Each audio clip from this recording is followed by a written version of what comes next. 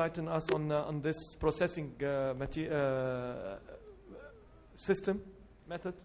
Well, I think there's a very important point which has been stressed a couple of times by Dr. Gerken during his presentation, the cooperation between the clinician, the dentist, and the laboratory. That is very crucial, and actually that starts from designing till the final restoration has been completed. And apart from what we have just heard, what is important when we look into quality, there are, of course, also all kind of very simple, very basic problem or mistakes that might happen. By, for example, we are recommending that a burr to mill zirconia is used for 100 copings. And afterwards, imagine just like you're drilling holes at home in the wall, you will wear, I mean, the burr is subject to wear and use, and it has not the same precision anymore.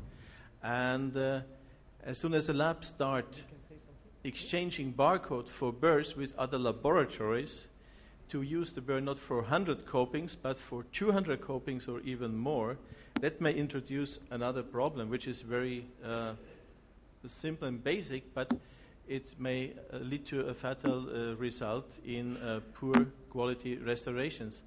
And in the same time, when sintered zirconium copings are milled, for example, cervical area is grind down to a bit thinner thickness, and this may even happen without water cooling in some instances. And this heat buildup in the sintered framework is leading to stress and particle size, I mean, deformation in the grain structure. And when applying veneering porcelain at the end, nobody need to be surprised about chipping or other failures. Yeah, I mean, for me, what's interesting as a clinician, is it's interesting to hear what they are saying from the lab side, from the manufacturing side. But at the end of the day, what's really important for me is what's going to be fitted into the patient's mouth, and is it going to look good, and is it going to last? Okay. So I think if you take as a given, if you're a conscientious dentist and you're worried about what you're putting into your patient's mouth, you have to research your lab, and your lab have to tell you all the information about the zirconia that they're using and the layering on top. However, you need to take it a step back before that. I believe it's important when the patient walks in and you examine them that you are looking at things like the occlusion, because it doesn't matter what you put in the mouth. Sometimes things break. Nature is the strongest. We're aiming, we saw the lectures this morning, we're aiming to reproduce nature, or dare I say it, sometimes to improve on it. But if you have a patient that's come in and fractured a cusp on a lower 7 or an upper 7, it's no good worrying about what you're going to put in there, be it zirconia, what type of zirconia. The failure is going to come not because of that. It's going to become because of what you are doing. So I believe from the beginning, examine your patient, examine the occlusion is vital. Then, a whole serious of errors can come in if you don't prep correctly and you under-prep.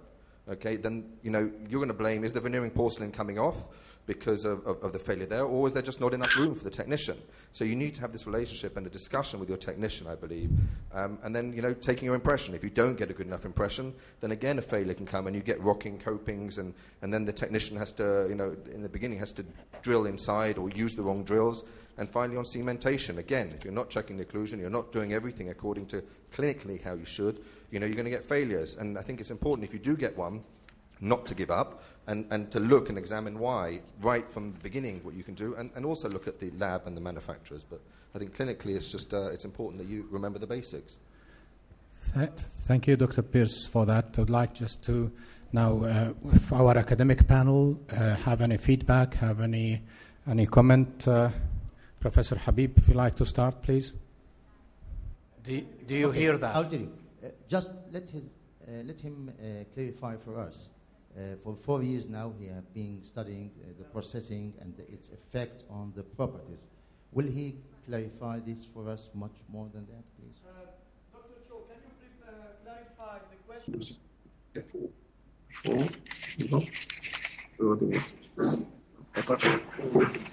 Here, but this is the this important thing is buy raw material from the source. That the high important that anyway, and for quality is good too. But the most of European and most of that zirconia product makers, they buy it, and then some of companies they do with the CIP. So the CIP stands for codes. I said it's very, very important, and most of the big companies do this. But it's small companies they don't do this. So that, and this company make that the uniform, the particle size, and the press down is 200 to 250 nanometers. It's almost nanosize, very fine grain to make it big different product. Pressure, and also that will compact all, particle to particle. So that is very, very, important. So there's a lot of different ways to take the process. So if you use something and you gotta ask them how they process that the zirconia, that the product making. So that's so important.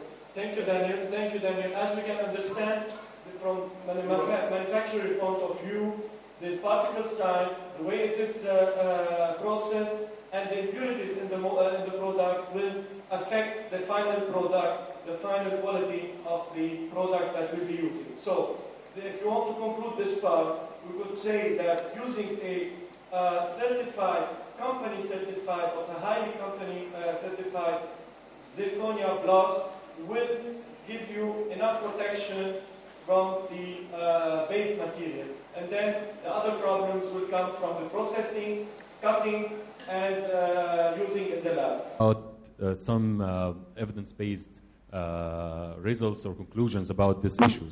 And I can only find very few researchers or systemic reviews that actually addressing this problem.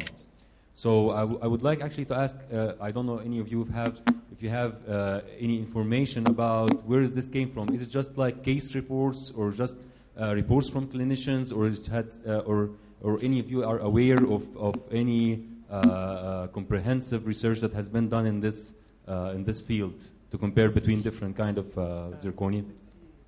Literature review by the University of Estland. This is Michael Linkowitz. So he put all the data together to use porcelain fused to metal restorations with a base of gold and compared that to zirconia. What we know today is that one of the biggest clinical changes using zirconia is not the breakage of the framework. If, as Professor Tahidi said, if you train with your lab technician together the design of the framework for bridges, for example, the connectors, as he has shown, this is no problem at all. So we don't face problems in breakage of the framework too often.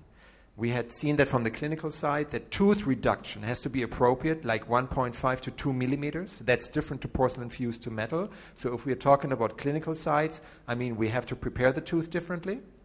This is what he found out, that breakage of the framework is not the biggest problem. One of the biggest problems is how you handle that in your clinic. That means I believe that all major manufacturers have a good state of certification and that they have good quality. But when you grind the framework by yourself, chairside, without water cooling, this is something where you damage the crystal structure. So how do you prepare? That means always with water cooling. What kind of burrs are you using? That means diamond burrs. Don't never ever use big diamond burrs with a rough surface, because you induce microfractures on the surface. And once you start veneering and the patient is biting, this comes off. These are probably the basic problems of what they have found out. So water cooling, handling of zirconia, and the veneering, because it is too roughly prepared. So let me rephrase my question again. Let me assume that I have done everything right. Cavity prep, all the internal line angles around it, I give the proper thickness and everything.